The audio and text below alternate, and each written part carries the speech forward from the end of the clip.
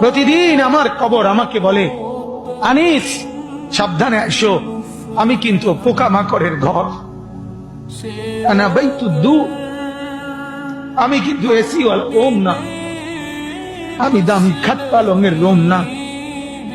কবর আমাকে বলে, আনিস আমি কিন্তু পোকামাকড়ের ঘর, আনা বাইতুল ওয়াহদা, আমি একাকী ঘর, একাকী ঘর, যে ঘরে আর কেউ থাকবে না, কেউ না, কেউ না, কেউ না।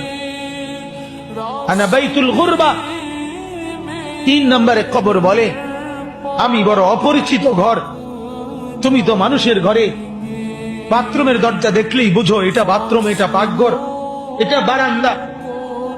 কবর বলে, হে আল্লাহর বান্দা, কবর এসে দেখে কিছুই চিনবা না, ডান বাম কিছুই পাবা না, আমি বড় অপরিচিত ঘর।